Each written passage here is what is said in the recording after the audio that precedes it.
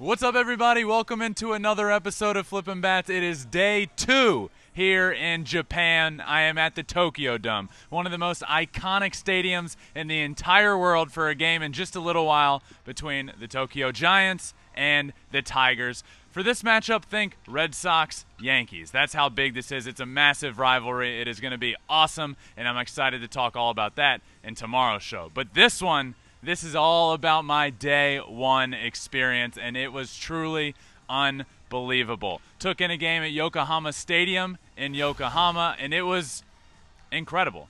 And I don't say this lightly. It was one of the greatest experiences of my life. It was one of the best days of my life yesterday, and we are going to dive right into that today in this episode and talk all about why that was the case. And it started by just showing up at the stadium. I didn't know what to expect yesterday, to be honest. I had no idea. I knew we were taking in a baseball game, but I show up, I see the stadium for the first time, and then we walk in, and that's where we get our credentials for the first time. I got my credential. It was awesome. It was really cool. It had my picture. That was all laid out, ready to go for us. And then I met some of the people in the organization for Yokohama. I met a PR guy, I met some players, I met a lot of people in the organization that were excited to meet me. So just walking in the stadium, seeing how nice and generous the whole organization was and ready for us to show up was really cool. But then it was time to walk in. And that's when I laid eyes on the stadium for the first time. By the way, I had never been to a baseball stadium in Japan. So walking into this stadium for the first time, again, I didn't know what to expect. And I was blown away. The first time seeing the stadium, walk in, and we kind of took in BP. That's what we did first. We get there, actually recorded the show, the yesterday show, and then just took it all in. Took in batting practice, and that was cool and unique as well, because the first thing that becomes very apparent is there's 2 guys hitting at one time. Multiple guys throwing, multiple guys hitting, batting practice right next to each other. It's like double-barreled bullpen action, but it's double-barreled BP, double-barreled batting practice, which is really cool. So I got to see all of that happen. There's also a lot going on at batting practice, which is really unique here. It's basically a full workout before the game even starts. Yes, there's batting practice. There's pitchers working out in the outfield. All the hitters that are they're behind home plate where, you have home plate where the double-barrel BP is going. But even at the backstop, there's guys hitting off a tee. There's guys doing soft toss. There's a pitching machine where they're bunting. I mean, you would never see that in the United States. And just the amount of work and prep that is put in. And in the U.S., typically in Major League Baseball, before games, you're out there to take BP. There's a couple of groups that are going to hit. When your group is done, you go back in the clubhouse. Pitchers are out there shagging. A point that was brought up to me yesterday by a fan or by somebody in the organization, there's nobody shagging baseballs in the outfield, which is also unique. There's so much work going on that it's kind of, hey, if you come across a baseball in the outfield, pick it up and throw it where it needs to go. Otherwise, keep doing your work. Tons of arm work, band work, all of that stuff going on in the outfield. The work, I can't stress this enough because it was comical for me to see, and if a Major League Baseball player came and saw what was going on pregame, they'd say, nope, not doing that. That's how much work is going on. I mean, there's a full-blown pitching machine throwing, I don't know, it's probably like 70 miles an hour at these guys who are bunting in this little, like, encaved area. You walk in and there's these small little gates keeping balls from rolling away, and that's where they're bunting. It was really cool. Just seeing batting practice was unique, and this is all happening before the game. I got to meet some of the players before the game. Shota Imanagi, one of the best players, one of the best pitchers here in Japan. I got to meet him before the game. He was excited to come over and say hello. And I got to ask him a bunch of questions, which is really cool for me. I played baseball professionally in America for 5 years, and I've been around the game for much longer than that.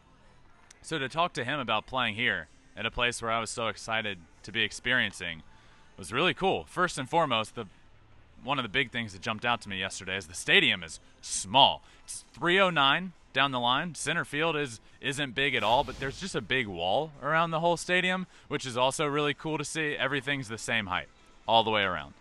But I asked him what it was like pitching in a small ballpark, and he immediately was like, yeah, this place is small. In America, everybody would be hitting tons of home runs. He made a point to say that. But I also got to say, like, hey, would you want to come play Major League Baseball? He had been playing for Yokohama for 7 years. This is his 7th year on the team.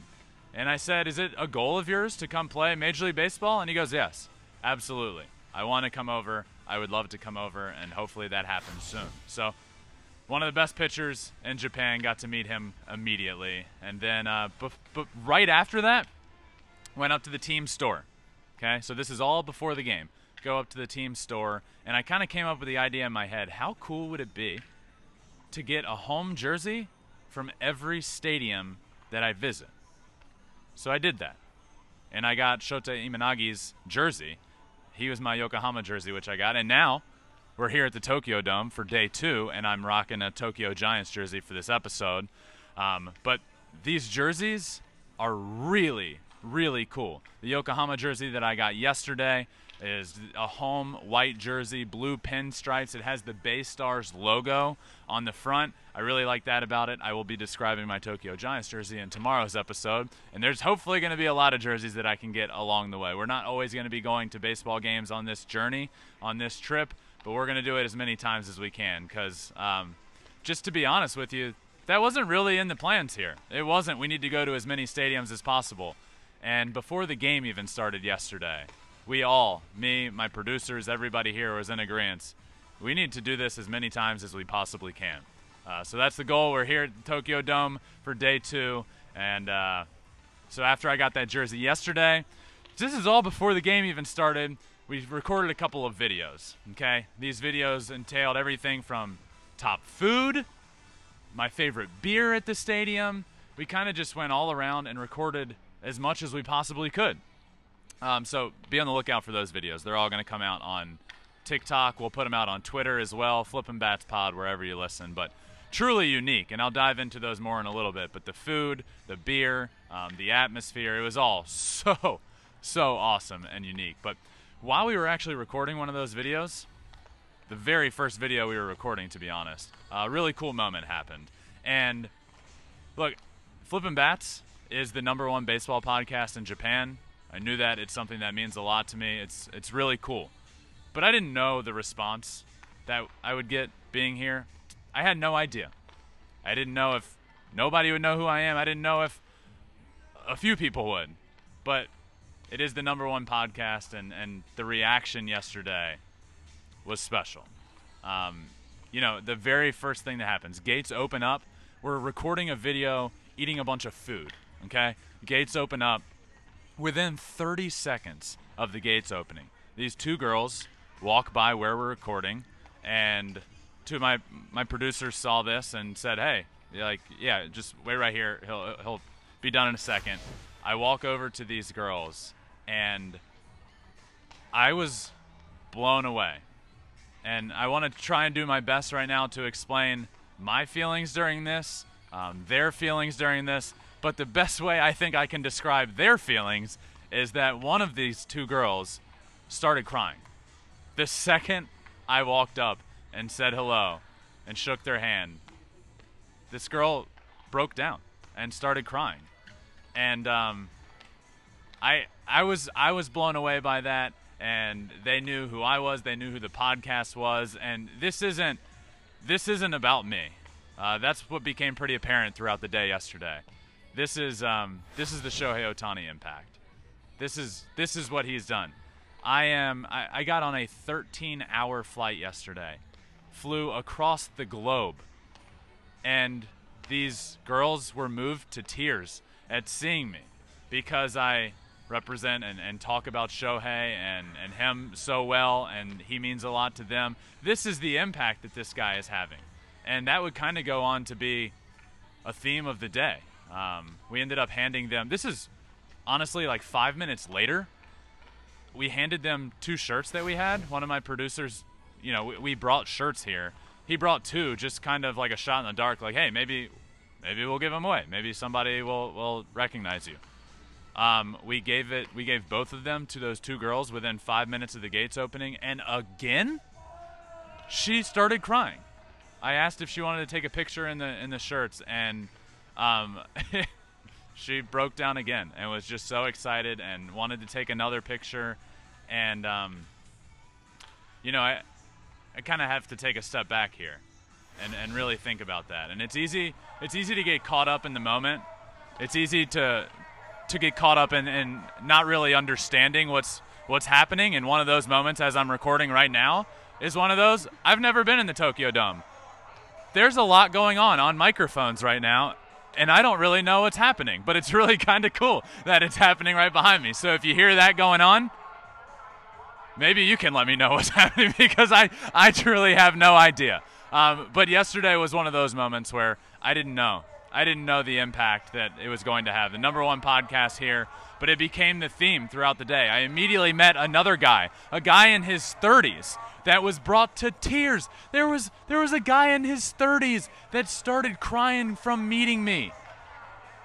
2 years ago, guys, I was playing MLB The Show on Twitch in Virginia, not knowing what direction I wanted to go with my life. The pandemic was happening. I had just finished playing professional baseball. I didn't know what direction I wanted to go.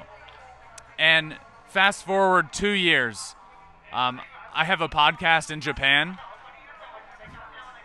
This is so cool. I figured out what's happening. They are opening in 5 minutes. That is the announcement happening right behind me. Gates are opening in 5 minutes, and if you didn't hear it, they're saying it a lot of times. Gates are opening here in 5 minutes in the Tokyo Dome. So yeah, this is something I want to do throughout my career, is I'm never going to take anything for granted.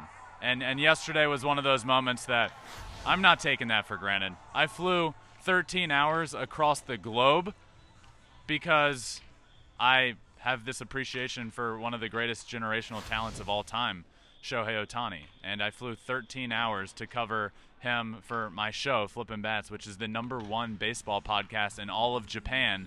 And I'm recognized by 50 different people throughout the day and took over 100 photos yesterday. I mean, what is life? How cool is that? And to be able to share that with my team that's here, producers, but people that I call friends as well, is a really cool thing for me. So that happened throughout the entire day. But then it was time for the game.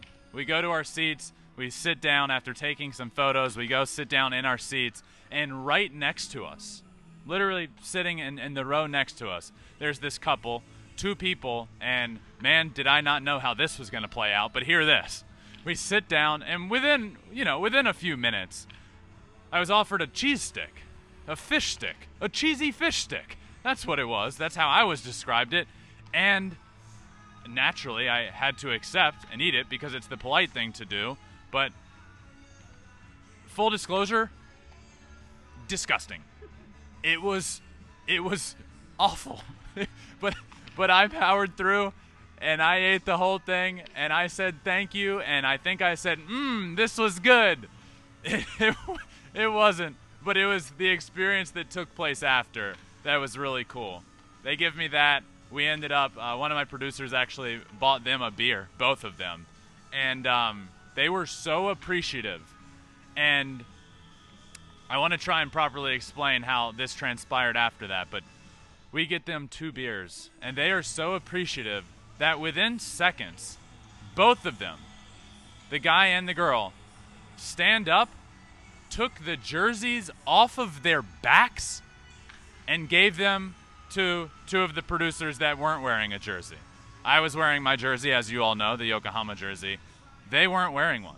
They stand up, literally took the jerseys off of their backs, and handed them to us. And it seemed like they were honored to be able to give them to us just because of the generosity that we had showed, getting them 2 beers, which was in return to their generosity. That's how polite and incredible this is. And I mean, they didn't know about the podcast. They didn't know who I was, which is great. That's fine. This wasn't about that.